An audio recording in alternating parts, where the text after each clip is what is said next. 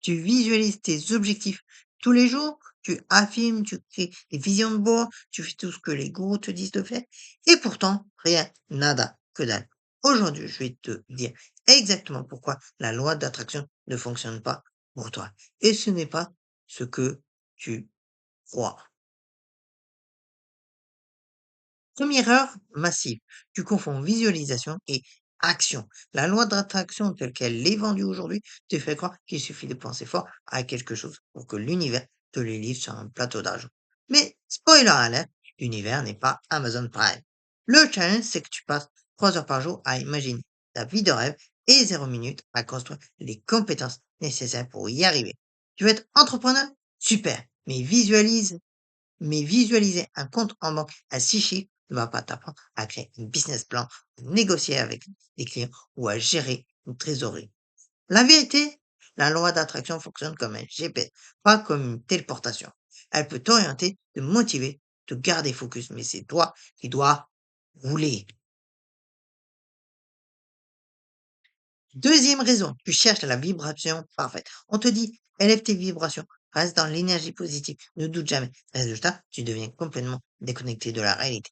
Tu nies tes émotions négatives, tu te sens coupable d'être triste ou en colère, tu te mets une pression dingue pour être positif H24. Et devine quoi? Cette pression crée encore plus de stress et de frustration. Voici ce qu'on ne te dit pas. Les émotions négatives sont des indicateurs précieux. La peur te signale un danger. La colère te montre tes limites. La tristesse t'invite à faire le deuil. Les ignorer, c'est comme débrancher les voyants lumineux de ton tableau de bord et espérer que ta voiture roule mieux. La solution? Accueille toutes tes émotions. Utilise-les comme des informations, pas comme des ennemis. L'authenticité vibre plus haut que le positivisme forcé. Troisième challenge, tu te focuses sur le quoi au lieu du pourquoi. Tu veux une grosse maison, une belle voiture, le succès, l'argent, mais pourquoi? Parce qu'au fond, ce que tu cherches, ce n'est pas la maison, c'est le sentiment de sécurité. Ce n'est pas la voiture, c'est le sentiment de reconnaissance. Ce n'est pas l'argent, c'est la liberté.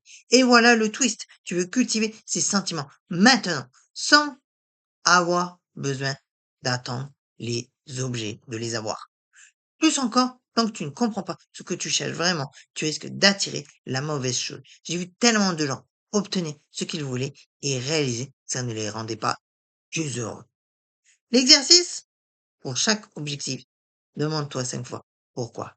Creuse jusqu'à toucher l'émotion fondamentale. C'est là que se trouve ton vrai désir. Quatrième erreur, tu attends que l'univers fasse tout le travail. Tu as manifesté, tu as lâché prise, maintenant tu attends, et tu attends, et tu attends. Mais lâcher prise ne veut pas dire abandonner l'action, ça veut dire abandonner le contrôle sur le comment et le quand. Un exemple concret, tu veux manifester un nouveau job. Parfait, mais la mauvaise approche, c'est que je visualise et j'attends que le job parfait tombe du ciel. La bonne approche, je visualise pour clarifier ce que je veux, puis je postule, je raisonne, j'améliore mes compétences et je reste ouvert aux opportunités inattendues. La différence, l'intention plus l'action égale la manifestation. L'univers répond aux gens qui se bougent. Point. Cinquième raison, et elle est énorme. Tes croyances inconscientes sabotent tout. En surface, tu dis, je mérite le succès. Mais en profondeur, une petite voix te met mieux. Qui je suis, qui suis-je pour réussir? L'argent corrompt. Je ne suis pas assez intelligent. Et c'est cette voix en profondeur qui est toujours. Pourquoi? Parce que ton subconscient représente 95% de ton activité mentale. Tes affirmations conscientes représentent 5%. C'est un combat perdu d'avance. La solution en 3 étapes, c'est déjà détecte. Observe tes patterns d'auto-sabotage. Quand est-ce que tu procrastines? Quand est-ce que tu te dégonfles? Et la question, quelle croyance sous-jacente pour expliquer ce comportement? Ensuite, tu reconditionnes, pas avec des affirmations fausses, mais avec des preuves que tu collectes. Tiens, un journal de tes petites victoires. Ton cerveau a besoin de faits.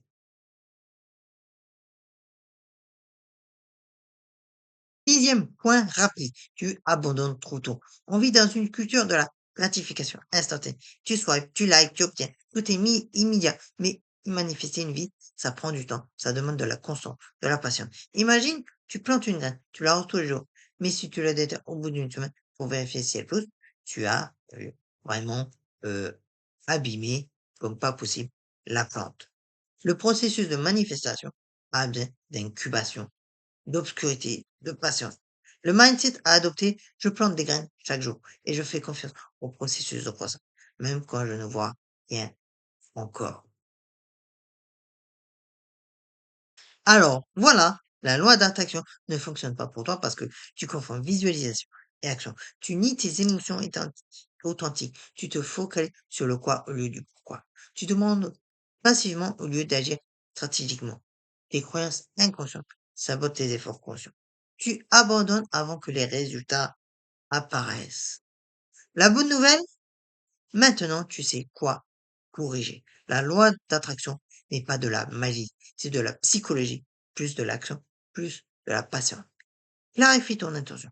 Nettoie tes croyances. Passe à l'action. Sois patient.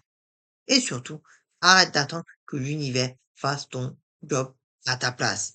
Si cette vidéo t'a ouvert les yeux, like, abonne-toi et partage-la à quelqu'un qui en a besoin.